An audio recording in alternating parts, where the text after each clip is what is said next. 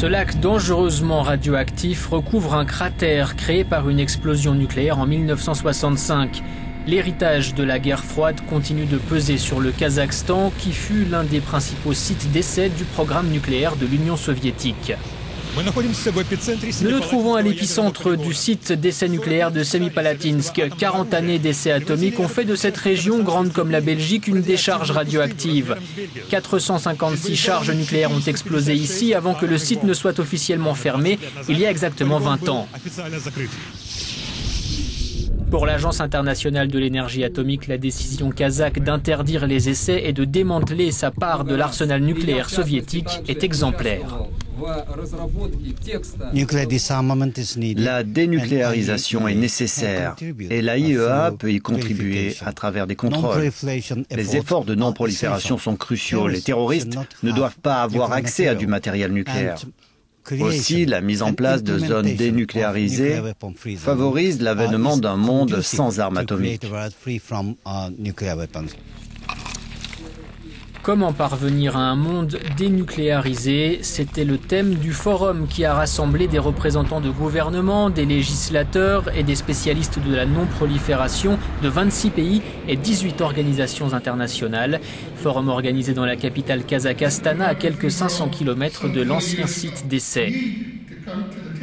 Pour les invités comme Chiyoko Motomura, l'horreur d'une apocalypse nucléaire est trop réelle pour oublier. Elle avait 6 ans quand la bombe a frappé Nagasaki au Japon.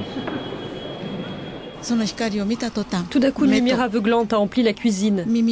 Ma grand-mère s'est précipitée pour me couvrir les yeux et faire écran avec son corps. Un instant après, le tonnerre de l'explosion et l'onde de choc ont touché notre maison. Les vitres ont volé en éclats. J'en suis sortie indemne. Mais beaucoup d'autres ont péri dans l'explosion ou à cause des radiations. Ma grand-mère a énormément souffert avant de mourir.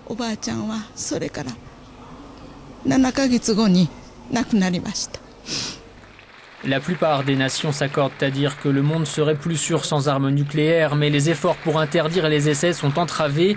9 pays, dont les États-Unis, retardent la ratification du traité. Sam Brownback fait partie des sénateurs américains qui ont voté contre.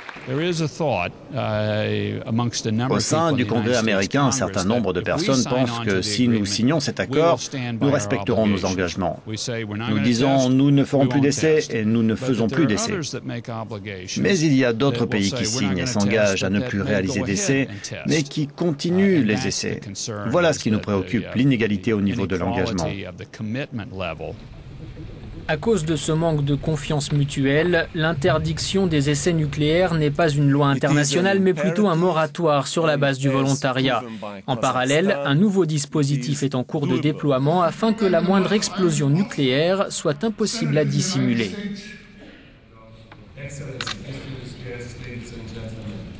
Nous disposons d'environ 280 équipements qui surveillent les environnements souterrains, sous-marins et aériens. Nous avons 220 équipements de communication. En tout, quelques 500 équipements surveillent à travers toute la planète et en permanence l'absence porteuse d'espoir d'essais nucléaires. En cas d'explosion, des appareils enregistrent l'onde sismique, qui n'a pas les mêmes caractéristiques qu'un tremblement de terre. Nos analystes basés à Vienne traitent automatiquement les données. En plus de l'onde sismique, un essai nucléaire produit une réaction qui laisse une empreinte de radionucléides unique.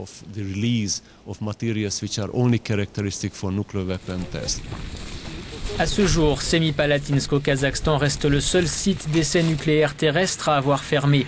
Aujourd'hui encore, beaucoup de secteurs et d'équipements à l'intérieur de ce site restent trop dangereux pour être approchés.